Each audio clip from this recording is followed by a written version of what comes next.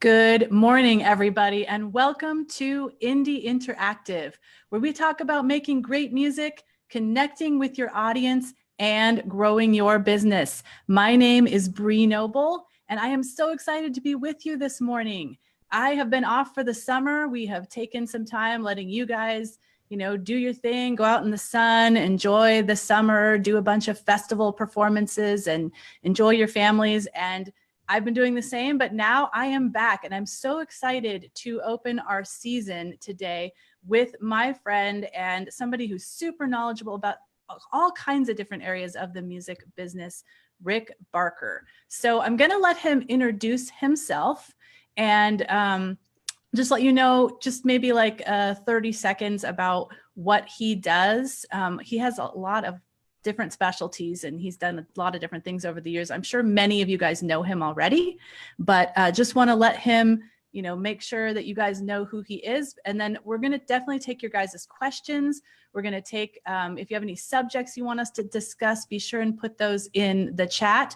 And also just be sure and introduce yourselves and let me know that you're here so I can say hi to you. I'll be manning the chat. I'll be also, conversing here with Rick, but I'm just going to let him take it over for a minute and just give you guys some info about him. Thanks, Bree. I've been blessed to have been in the music business coming up on 30 years. My background includes radio, record company management, was blessed to have been a part of the team that launched the career of Taylor Swift, currently manage the last American Idol winner on Fox, Trent Harmon, who's on Big Machine Records. I've helped artists get publishing deals, record deals. But the thing that I'm most proud of is coming up on 5 years ago, I launched my first online course teaching independent artists and also other artists how to build, grow, and monetize a fan base. It's like, I don't care how good your music is if nobody hears it. So what I do is leave the creatives to you.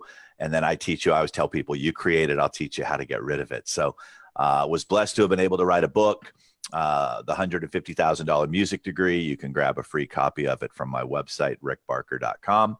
What I do now is I love helping people navigate the music business. I love helping people figure out ways to get their music in front of the right audience. One of the things I always say is, let's go out and find a hungry audience and feed them. Let's make sure that we're getting our music to the right people. So Bree and I were introduced when I was part of her summit. I was blessed to be a part of her summit. I think we met through our buddy Steve, and she's just somebody that I believe in what it is that she's doing. So when she asked if I would be willing to jump on board and do this Facebook Live, I was all in. So thank you for having me, and you can Google search the rest. I don't want to waste our time together talking about me. It's about you. So if you've got questions, bring them. No topic is off subject. If we don't know the answers, we can hopefully point you in the right direction to get the answers. One of the things I love about Bree, she's a lot like me. We don't want to be the expert in everything, but we want to have access to the experts in everything. So that's what our goal is to help you get your questions answered. So Bree, I'll toss it back over to you. Absolutely. So excited to see everybody here today. Great to see Adam and Jesse and Maggie and Carlene and probably a bunch more, but for some reason it's not updating for me at the moment. So I'm going to actually throw a question over to Rick that came in advance while I try to get this to make sure it shows me all your comments, but make sure to be typing in here so I can see that you guys are here. And it looks like it's working now, but it's hard to know if there's a delay. So we had a question come in about CDs. And what was interesting is I asked Rick earlier when we were talking about this, and he's like, I just happened to interview somebody from Disc Makers this morning for his podcast. So he's definitely got something to say about this as far as like whether we should be making CDs, what the state of the CD industry is for the future, if people really buy them, whether online or live. And so how we should be thinking about CDs and downloads for the future. So I think what you have to first understand is that the majority of folks who purchase CDs aren't purchasing CDs to play the CD. We all play music from our phones now. The computer that I have does not even have a CD player available for it. Some of the rental cars that I get do not have CD players available. They have USB drives. We've gone to a different modality in which we're consuming music, but disc makers. Was talking with Tony Van Veen this morning as we prepare for the DIY musician conference that I'll be speaking at this weekend. They printed over 30 million CDs last year. CD has become a new form of remembering the show by. People will buy a CD at a live show because the artist will autograph it. They don't have any intentions of actually playing this music, but they wanted something from the show. CDs to me are the anchor in the bundles. So now people are utilizing CDs in bundles where you can pick up a CD, a t-shirt, and whatever for a specific price. Scott Borchett at Big Machine Records and I were joking that Taylor sold 1 million CDs first week to a bunch of people that don't even own CD players, but she did it through books from Target. There are a lot of different ways to do it. So if you play live and you have an audience that likes to collect things, CDs should still be a very valuable part of your strategy. And the things, they're very inexpensive. You got to remember, you can get CDs for 90 cents. You can get CDs for $1. So if you're able to get somebody into your world for that, at that price point, be able to autograph it and sell it for $10, the markup's real big. So I do say you should still include CDs in your marketing, but don't think that people are buying CDs to listen to your music, because they're not. That's not the way we consume music anymore. I think that's definitely true. And I always buy CDs when I see people live, because it's just part of the experience, I think, and being able to go up to the table and say hi to them and have them autograph it and all that. But yeah, you're right. We should just think about it like another piece of merch. And if, like you said, we can get it for $1 and sell it for 10, why wouldn't we do that? Right? Yeah. The markup's huge. Yeah, that's awesome. Well, what about downloads? A lot of people ask me, should I get download cards to have live? Do those really sell? And do people really buy downloads online anymore, or is it all about streaming? Download really depends on the format. In the country music format, people are still downloading. In the hip hop world, they're not. They're all streaming. It's one of those things where I was never a fan of the download card anyway. Just because they were expensive. Yeah, it's got your picture on it and things like that, but we're not. The whole reason, you got to remember, anytime technology has come along, it solved a problem. The streaming came along because there was only so much space that you could have on your phone to store music. Now you can stream and have unlimited music and it not take up any of the space on your phone, because now people want that space for videos and pictures. So I would myself not recommend for a client to utilize the download cards, because that's not how people are consuming their music. The thing we always have to remember is this: you want to give people the ability to interact with you in the ways that they're comfortable interacting with you.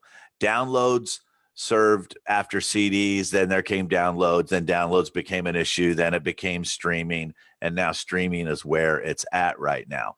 But once again, if you are building an audience, you're playing live, you're going to want to have these physical products. For the cost of what it costs for a download card, I would rather you spend that money on a CD, on a physical disc or vinyl or something, because they're not cheap. The download cards aren't cheap. You don't get SoundScan credit with them until someone actually initiates the download. So don't get fooled into believing that, hey, these things are sound scannable. They're not sound scannable until someone downloads it. When you sell a CD, you can report that as a sale instantly. You don't have to wait for the consumer to have another action with you on that. That's interesting. That is a good point. And I haven't actually heard many people take that stand. So I like that. Get CDs instead of download cards. What do you think about like when people are going to conferences and they want to give out their music to the industry people to get them to listen? Do you think that they use download cards, or should you just be giving out cards with like your Spotify link on it? First off, that's a great point. And I just did a Facebook Live with Kevin Bruner from CD Baby on what to do before the conference, during the conference, and after the conference. And one of the things that I recommend to you is do not offer your music to anyone who does not ask. An industry person is not going to download your music at all. They're going to look that you obviously don't understand the new business, and it's going to be a strike against you if you try to hand someone a download card, because that's not how they consume music. They also, a lot of times, can't listen to unsolicited material. So until they ask, when they ask you, hey, do you have some music I can hear? The first thing you should be able to do is give them a business card that sends them to your website, where you've got a player on the front of your website that's connected to Spotify or Apple Music or SoundCloud. We consume our music digitally now, so you need to give them the ability to hear that. So don't hand CDs to industry professionals. They probably will end up in the trash. We're not your fans yet, so why don't you save them for a fan when you can sell it to a fan? Don't hand us download cards, because we don't download music onto our computers. A lot of companies won't let you do downloads. They won't accept attachments. So learn the business you're getting into and give them an opportunity to hear your music. Do not send them. Another thing I'll tell you real quick is that don't try to send them to a private SoundCloud page, because they have to go to something that is public, because they don't ever want to be accused of you coming back to them saying that they stole your music because an artist of theirs released something that sounds similar to you. I know that sounds bad. People weren't doing, they wouldn't have to have these rules in place. So they are. So best thing to do is have a business card with your email address and a link to where they can go hear your music if they choose to. And don't just walk up to me and hand me a business card. I'm going to tell you to keep it, because I use every opportunity as a teaching moment. Let me ask for the card. And once I ask for the card, now this is an opportunity. I've initiated this conversation, and there's a much better chance that I'll respond to you, because I initiated it. That's awesome. So if you guys go to the CD Baby conference and you go and walk up to Rick, make sure that you don't hand him a card. Start talking to him first. Say, hey, I watched you on Indie Interactive with Bree Noble. Correct. And then see if he asks you for your music. You know what's interesting, Bree, that you say that, and this is something that you guys should really understand, is that lead with the fact that you did your homework. That was one of the tips that we gave. So if go follow people on Instagram ahead of time. Let's say you're at the live event and you watched the presentation, come up and compliment me on the presentation. You know, we all love to get compliments. Maybe bring up a point that I brought up. Maybe if you don't understand it a little bit more, come with a question. I totally respect questions, because that shows me you're concerned about your business and you care about your business. During that conversation, I'm more apt to ask you, hey, I would love to hear your music. Do you have a business card? I'm never going to ask you for a CD. Why? Because I don't have CD players, and I don't play CDs in my car. My car is that's my time. That's where I listen to podcasts and listen to audiobooks. That's my university. That's where I get my education every day. Sometimes you record podcasts in the car. As you know, that's work. You know, that's workspace. I will listen to music usually on walks. Sometimes it's funny. I don't spend a lot of time listening to music, and I'm in the music business. And the reason why is because most of the time I'm not your fan. I'm not. It's like I'll have rappers that will DM me on Instagram and ask me to listen to their music. And I'm like, is your audience a 51-year-old white dude from Tennessee? Probably not. So why are you going to ask my opinion on your song if I'm not your demographic? You know, it's another mistake people make, Bree, is that they will ask for too many opinions. And then the worst thing that could happen is you're going to be more confused than when you ask the question in the first place, because what you may give feedback on to a song, being that you're also an artist, is going to be completely different than the feedback I'm going to give them, being that I'm not an artist. I'm going to hear it in a completely different way, and it can really end up confusing you. Ask your fans what they think. That's the most important opinion you can get right now, is from a fan, not from an industry person. Yeah. Oh, no. I mean, it's a great point. And I just wanted to say, like, as far as getting them to listen to your music, you really have to lower that barrier to entry. For me right now, I'm all about Spotify. Like, I didn't used to be about 3 months ago, but it's just so easy to listen to musicians on Spotify. So make their life easy. They're not going to put a CD in like he said, like, I have one in my computer. I don't even have one in my car. So it's rather difficult to listen to a CD. So don't make their life difficult. If it's going to take them more than 10 seconds, they're not going to do it. And also too, ask yourself, why is it that you are asking this industry professional to listen to your music? The reason is because you're probably trying to see if they like you enough to take it to that next level in the relationship. Know today that industry professionals are expecting you to be much further along in your development than it used to be. They used to be able to just, hey, they found somebody, they saw them on stage, they love the songs, they love the vibe. They could teach them everything else. They do not have time to teach you the business. So when you do things that show them that you don't understand the business that you're getting into, you're actually doing yourself more harm than good. So you want to be able to come at them and show them that you understand that the industry's gone to streaming. You want to show them that you have a website, that when they go to your website, it looks professional. It can compete because all the tools are available to you to make you look just as good, if not better, than the artists that are signed to their label. So you have the ability to do your homework and do your preparation ahead of time. The problem is most folks want to be seen before they're ready, and they're looking for reasons to say no, not reasons to say yes, because it's so crowded. Don't give them those reasons. That's such a good point. Yep. There's not much artist development these days. So make sure that you're like ready and delivering yourself on a platter to them before you put yourself in front of them, because they're definitely probably going to say no. Again, they want you to make their life easy.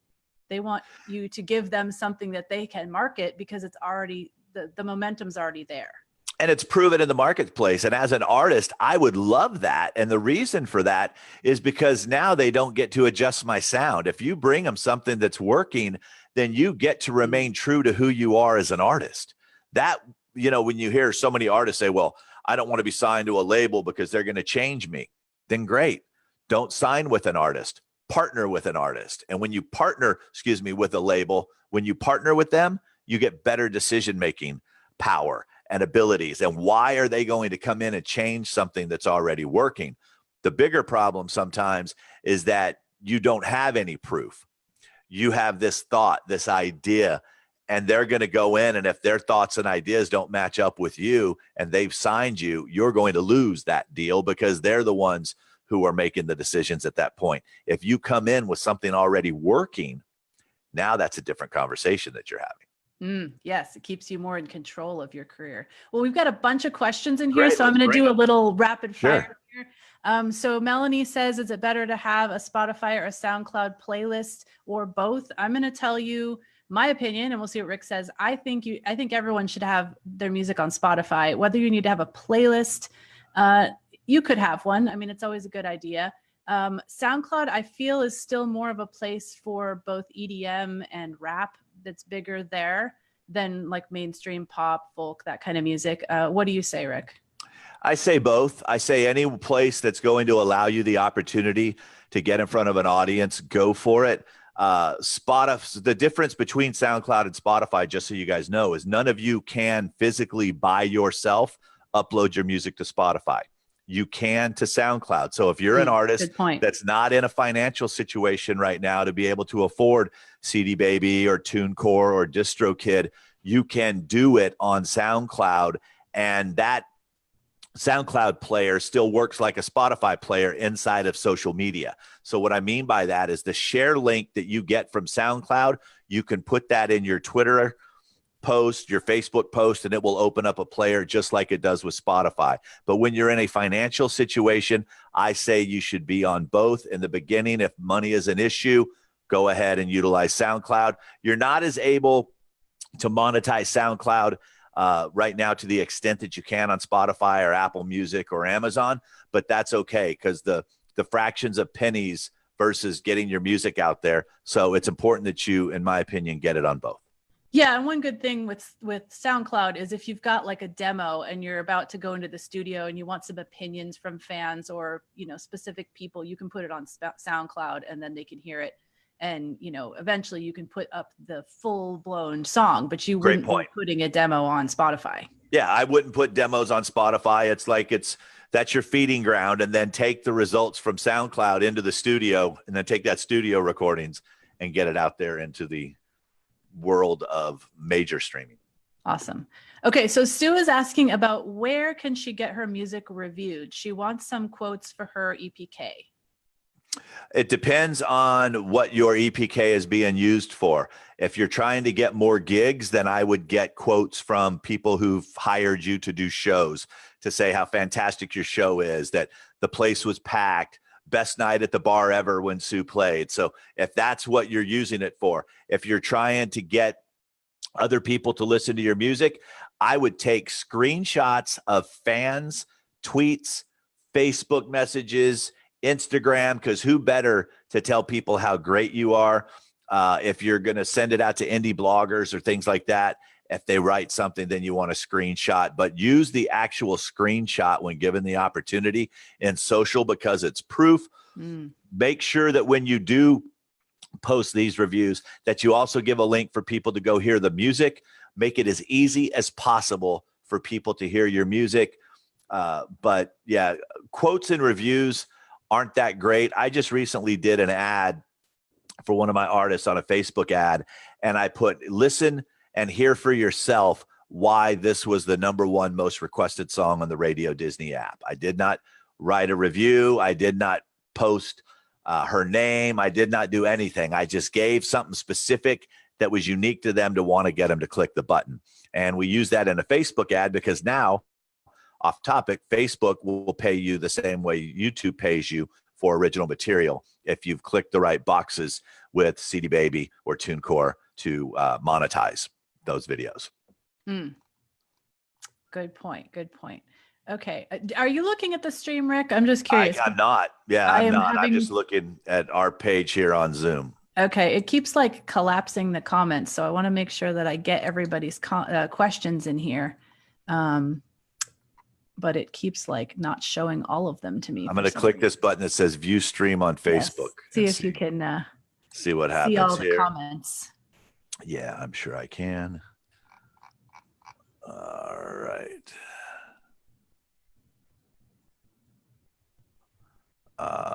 Okay, it's not showing me that. Let me look up.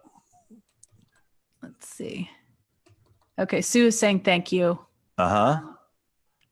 She does have a few super fans. Yeah, it'd be great to get some quotes from them. And I know that your live performances do really well. So you should go out to those venues.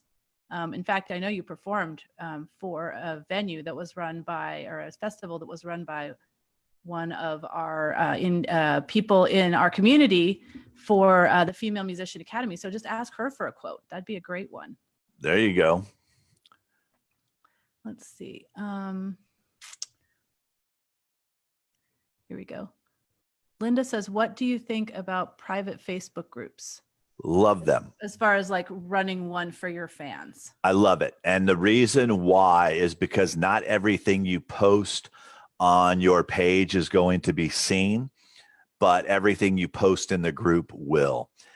You can also then send out, you can do private Facebook Lives in there. You can do concerts. You can really interact. And it's a great way too for you to be able to say on your regular page, by the way, there's a group that I share all my cool new stuff with. It's free to come in. I would love for you to be a part of it. Give them a link, let them come in and join it.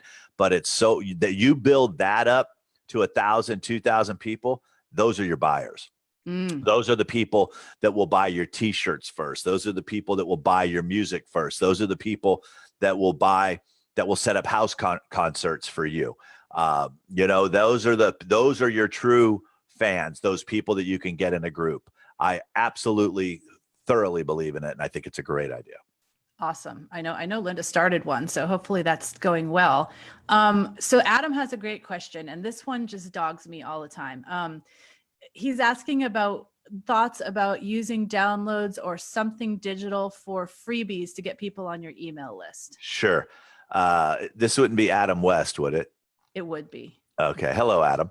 Adam is also a client of mine. Yes, he knows so you. There was a time when the email for the download worked. That's not the way that it is anymore, unfortunately. I feel that right now, that's not how people are consuming music. So am I going to give you my email to get something that I would never use? Probably not.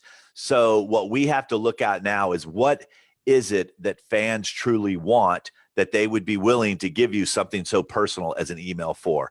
For me right now, I think it's exclusivity. It's behind the scenes access. It's things that no one else can get, that's not publicly available. So for example, I have handwritten lyrics. I've taken pictures of the handwritten lyrics of my first original songs. I would love to share them with you. Tell me where to send it. That's another way of saying, give me your email address so I can send you these cool things. Everything now is going to be in verbiage. One of the things that I've been doing right now and spending a lot of time on is Facebook ads. So it used to be that we would ask for an email on the first date.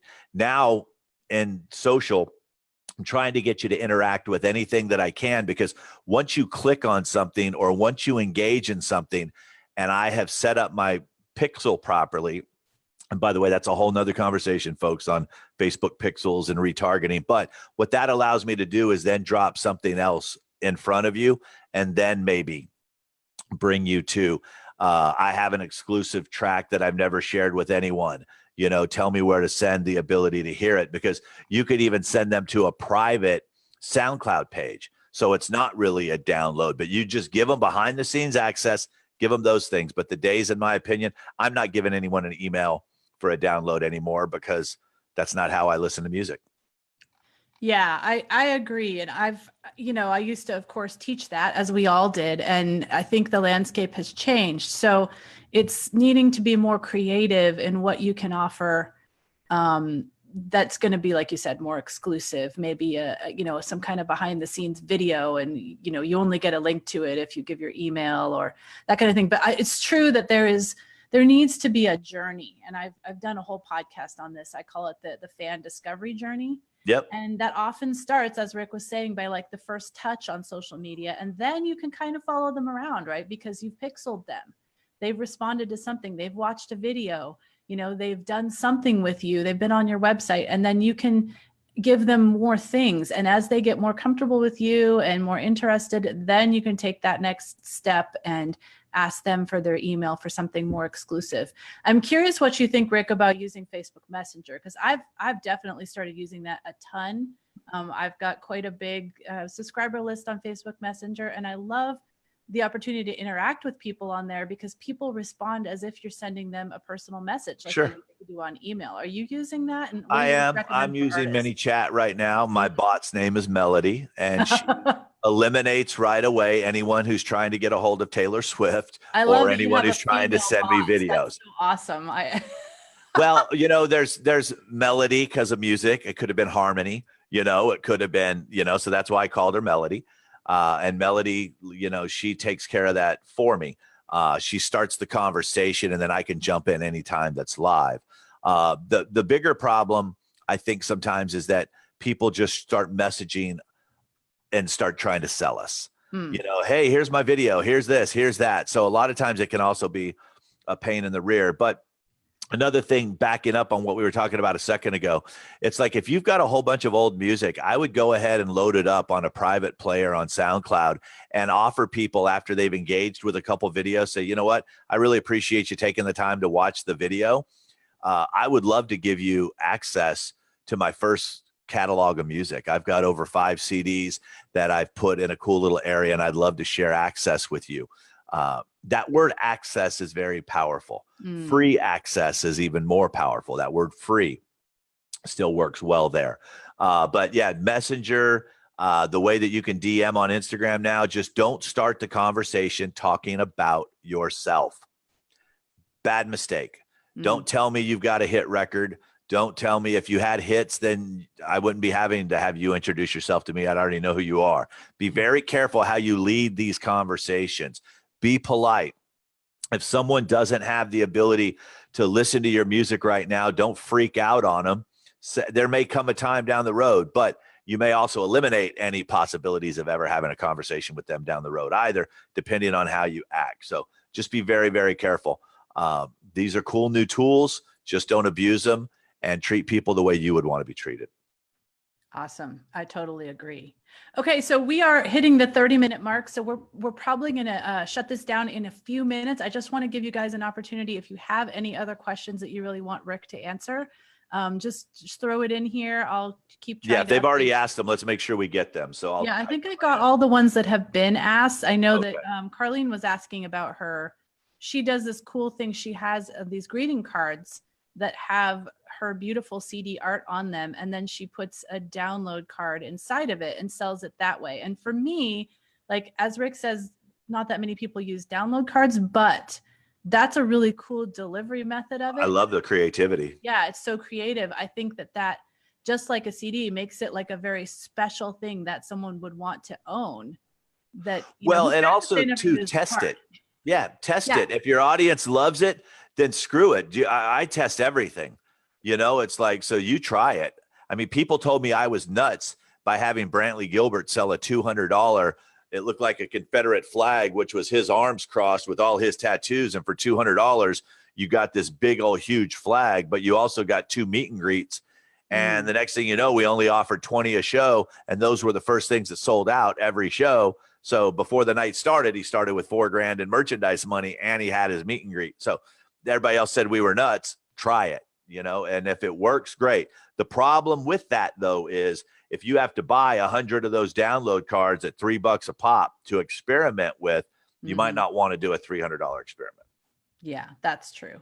So I am going to capitalize on the fact that you are currently managing Trent Harmon and find out from you what's working right now in merch for him. I know it could be different for our people, but I'm just really curious. The autograph CD is working, and he has a shirt that has the lyrics of one of his songs, Stars and Moon. I hope you got them all. It's a very hooky part of this one song that he's doing. And we did a foil print. So the stars are kind of like in gold foil, and then there's the print with his name on the back. That's working really well. We also did something that a few months back that I will share with everyone. So what we did is we created a private online concert for his fans, and we didn't use Stage It, and we didn't use any of those companies that take like 30 and 40% to host it on. I actually did it on Zoom, what Bree and I are on right now. So we limited the amount of people that could purchase a ticket to 85. The reason that we did it that way is because my program on Zoom only allows for 100 that I'm paying for. If it goes over that, it kicks it way up a notch. So we wanted to make it exclusive. So we did this video. We invited the other songwriters over to my office, and we did this like Bluebird right in my office. So we used Zoom. People paid $100 for this. What they got for that $100 was they got to watch the concert happen live. They got the video of the concert. We stripped the audio from the video and we separated it in songs. So we sent them the songs as individual. I loaded them up to an Amazon S3 account, so they were able to download if they chose to, or just play it if they chose to. We let the fans create the set list, and we created an exclusive t-shirt that had the set list for the show that night on the back of it. We took that set list and created a print, a lithograph of that night with the date on it that he autographed. And he also took pictures of his phone of the journal entries of the lyrics to these songs. So we sold all of that for $100 to 85 people. So that was $8,500. So then what happens is what it cost us for the shirt, the lithograph were the only two hard physical costs that we had. And then we had the shipping of the stuff. Our total cost of goods was right around, including shipping, about $18. So that meant that he was making $82 per person off that show. And it was great. And now they can't wait for the next one. They're like, when are we going to get the next exclusive concert? People love things that are exclusive. You should always have a high dollar item for those that can afford it.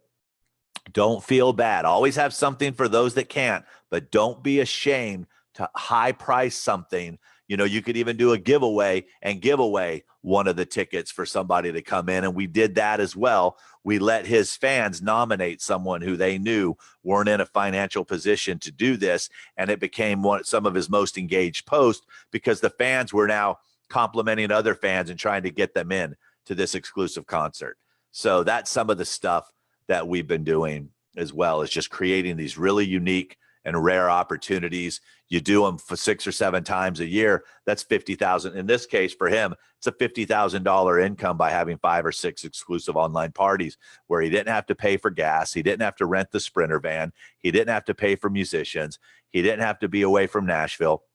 He was at his home in town doing a show that made people happy, and they all talked about it, but they weren't allowed to share any of the music or any of the video. So now other people want to come in as well. That is just the coolest. And if you have fans, all over the world or even all over your country that can't come to your shows, that's a great opportunity for them as well. And, they don't have to pay to fly in. They don't have to drive. They don't have to pay for gas, all that. They're going to be willing to pay a higher price. And as you know, concert tickets are expensive anyway. So I think that's just a great option. And you could totally use Zoom. I had not even considered that. Of course, you can use something like Concert Window, and they don't take that much of it at all. But Zoom is a great option if you know how. And I think, and also too, Bree, one of the reasons why I think Zoom is super cool is, imagine if you did a monthly call with your fans that were part of this group, and you're able to click their face and their face shows up on the screen, and in their voice, they're able to ask you a question. That's powerful. Yep. Yeah, it is. I mean, that's what I do with my Academy members, and we all talk to each other and we're all seeing each other. I mean, that is so powerful. I love that idea. And that's a great way to end this episode, because that's just a fantastic and unique idea that I haven't heard anyone doing before. So that's awesome. I did want to mention that Maggie was asking about that episode you were talking about with Kevin from CD Baby, and Adam posted the link on Facebook, but is that it was podcast yet? Yeah, it was a Facebook Live. It wasn't an episode. The episode that I'm doing with Tony, that I just recorded today, that will be out on Thursday. If you haven't gone to my podcast, it's Music Industry Blueprint Podcast. It's available everywhere that podcasts are. You can check it out there. And we've done, I think I'm over 50 something episodes now. So yeah, and while you're there, search for the episode that I did with Rick, because we had a great conversation about things like house concerts, and I can't remember all the things we talked about, but it was so. We always talk about a ton when we get together. That's what's great. It's hard for us to shut up, because we have so much similar interests and ideas about music. So it's really great. Everybody is just thanking you so much for being here. You guys, an MIB podcast is great. Adam says, you guys, this will be an episode of the Female Entrepreneur Musician Podcast on Wednesday. So be sure and tune in for that, so you can kind of listen to this again when you're, a little less thinking about what you're going to type in the chat, and you'll be able to really go over everything that Rick talked about today and internalize it, because I think it's all really, really helpful for you guys. So have a great evening, you guys. Thank you again, Rick. Evening. This is morning here. Evening, afternoon, wherever you are. Thank you. 5 o'clock somewhere. Yes, somewhere. Some of you guys are on the other side of the world, so it could be evening for you. Thank you again for coming live. This is Indie Interactive, and we are here every Monday at noon Eastern. This is our season opener, so we'll be here all the way through the beginning of December. I'll be doing some personal teaching moments on here. Actually, next week, I'm super excited. I have Michael Laskow from Taxi as our guest. So that's going to be a really interesting conversation. If you have any questions about Taxi, I know there's always a lot of questions about how they do things behind the scenes and stuff, and whether it's worth investing. Be sure and be there next week, noon Eastern, at this Facebook page, which is facebook.com/WOS radio. Have a great day, you guys. Thanks again. Bye-bye.